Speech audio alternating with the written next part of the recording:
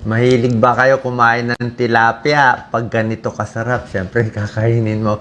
Favorite ko yung tilapia yan. At least makakaisa ako.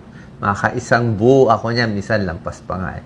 So ano benefits and risks ng tilapia? Madalas masiraan ng tilapia, di ba? Kumbaga sa nababad news. Tingnan natin kung fake news ba yung sinasabi sa kanya. So may benefit at may konting risk. Panoorin yung hanggang dulo ng video para maintindihan nyo, lalo na kung mahilig kayo sa tilapia. Normally kasi, ang tilapia, hindi na siya hinuhuli sa dagat, commercially farmed. Nandun yung issue. Kung maganda ba yung pagka-farming nung pagkalaki ng tilapia. Pero yung tilapia mismo, maganda siya. Sobra healthy siya. Tingnan mo, 128 calories lang. Oh. One serving. Siguro mga kalahati yun. Ang maganda sa tilapia, ang taas sa protina, oh, Doc Lisa, oh, 26 grams. Walang carbohydrate, oh. O, see, fats niya, konti lang, oh, 3 grams. Ang taas pa ng niacin, vitamin B12, phosphorus, selenium, potassium, low fat siya. At maganda siya, high protein.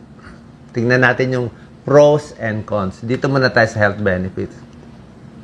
Marami siyang fatty acids. Okay? May omega-6, may omega-3. So, omega-6 or omega-3, kailangan naman ito ng katawan. Essential fatty acids yan para sa cholesterol, para sa muscle, yan. Pati din sa paggamit ng mga sugar, carbohydrates, mga insulin. So, maganda rin to sa mga diabetics. Number 2, marami siyang protina. Kailangan natin protina, di ba? Imbis na sa baboy, baka, crispy pata, lechon kawali, kukunin mo yung protina. Ito magandang source ng protein. 23 grams of protein yan, kaya mabubusog ka. Protein for bone, for muscle, for healing tissue, more oxygen, digestion, pampalakas.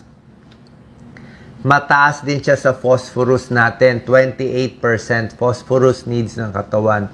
So, kailangan siya para sa buto, para siya sa ipin, ito mga acid-base balance, at energy sa mga cellula. Lahat to maganda, mataas siya doon. Ang isa pang maganda sa tilapia, konti lang ang pagkain na may vitamin D as in dog. Very few, itlog, tilapia. Sa mga seafoods at isda, siya lang yung mataas sa vitamin D. Kailangan natin vitamin D. Ako, may inom pa ako ng vitamin D na mga supplement. Tapos yung mga cardiologists, lagi nagbibigay ng vitamin D para sa puso. So, vitamin D mula sa araw, vitamin D, calcium, immune system, nerves, muscles, sa puso, napakaganda. So, ang dami niyang benefits. Hindi nga natin alam bakit sinisiraan na mas masama pa daw kaysa sa bacon. Mataas pa siya sa potassium. Alam niyo naman, low potassium, delikado. So, high potassium, mataas din phosphorus, vitamin D para sa bones, nerve, muscle. Kailangan ng potassium para tumibok ang puso. Laging pinapawisan, laging nag-exercise. Napakaganda. May calcium din siya, may selenium din siya. Ayan, mataas ang selenium content niya, oh. Para sa thyroid, para sa DNA, at mababa siya sa mercury. Actually, lahat naman sila. Tilapia, bangus, salmon, low in mercury sila. Maliit na, hindi siya ganun kalaking isda. Ang mataas sa mercury, mga tuna, yung mga shark. So, dahil farmed siya, less exposure sa mercury. Dahil mababa siya sa mercury, pwede sa bata, pwede rin sa buntis, pwede rin sa nagpapadede. Pwede lahat. Gaano karami in a day, in a week? Siguro mga twice a week. Wala nung masama sa tilapia. Siguro at most 3 times a week. Siguro twice a week tilapia, minsan bangus, minsan bisugo o whatever. Pwede naman. Ngayon, ang issue lang talaga sa tilapia, yung farm race na meron kasi nagpabalita nun, na yung conditions, paano siya pinapalaki. Yan. So, pagdating doon sa pagpapalaki, ang issue talaga, mayroon silang ginawang study doon sa China daw na pinapakain ng dumi ng mga livestock. Siguro nagtitipid, dumi. O yung iba daw, allegedly, di umano, nilalagyan ng antibiotic, nilalagyan ng pesticide, nilalagyan ng chemical, kung ano nilalagay. Pero ang ibig lang po sabihin, healthy naman yung tilapia. Walang problema sa tilapia mismo. Siyempre, depende sa pagpapalaki ng isda. Kahit anong isda naman palakihin mo, kahit bangus o hipon, pinalaki mo sa maraming dumi, hindi rin naman healthy. So, yun ang issue. Actually nga, sinasabi lang ng mga news reports, pwede kumain ng tilapia, wag lang daw yung doon sa isang paggawaan sa China. Hindi natin alam kung may galit lang sa ibang bansa. So the point is, alamin lang saan nanggaling yung tilapia. Isa pang issue sa tilapia, meron kasi isang pag-aaral, Wake Forest University, 2008, ito sa mga doktor din to. Mas marami daw ang omega-3 ng tilapia compared sa mas marami ang omega-6 ng tilapia compared sa omega-3. Yung omega-3 mas maganda sa puso, pampababa ng cholesterol, pampaganda ng tibok ng puso, yung rhythm mas maganda. So ito, medyo mas marami yung omega-6 na ayaw lang nila. Parehong kailangan pero yung ratio, mas gusto sana medyo pantay yung dalawa. Pero para sa akin, omega-3, omega-6, pareho naman meron. Hindi lang naman ito kakainin mo.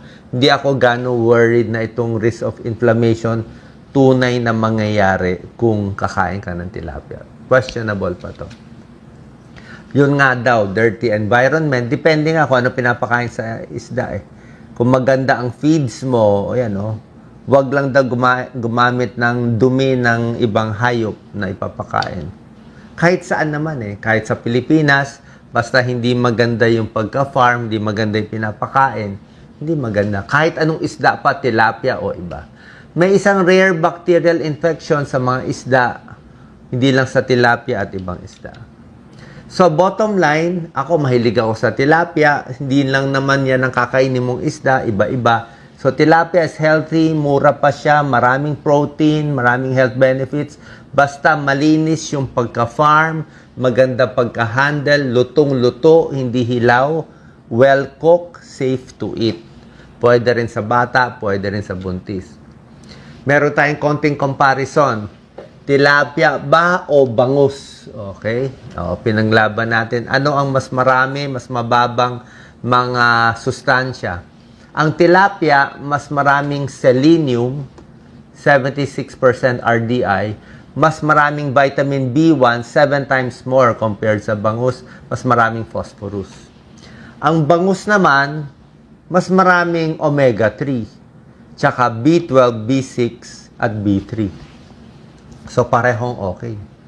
Kahit taba ng bangus, pwede rin po. Wala namang problema. Kung ano ang gusto nyo, minsan bangus, minsan tilapia, parehong okay lang po.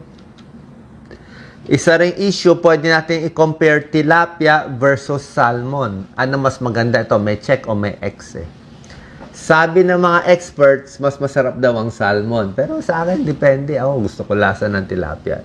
Tsaka yung tilapia daw, Doc Lisa, pag farm daw, mas malinis ang lasa. Pero yung tilapia na wild, galing sa dagat, muddier taste. Ano ba yun? Lasang lupa. Mas parang may lupa. Sa cooking, mas madali daw lutuin ang tilapia. Ang salmon, mas matagal konti. Sa cost, mas mura ang tilapia. Mahal ang salmon, malayo. So, dito tayo. Yung sinasabing omega-3 at omega-6, pareho silang may omega-3, omega-6, pero mas panalo yung salmon ng omega-3 kaya ang mahal ng presyo. 10 times more omega-3. Pero, ang tilapia, meron ding omega-3 ang tilapia, pero meron din siyang omega-6. Ang tilapia, mas maraming omega-3 kumpara sa baboy, baka, turkey, manok. Kung sa omega-3, so tilapia is healthier than bacon. Baliktad yung sinabing bacon ng mas healthy. Mercury, parehong mababa ang content. Okay? So sana po, sa mga mahilig kumain ng tilapia, once or twice a week, pwede. Ako, kumakain ako na isda 3 to 4 times a week. Tapos sana, kung malalaman natin kung ano yung source nito, kung saan nanggaling, mas safe pa yung pagkain natin. Salamat po.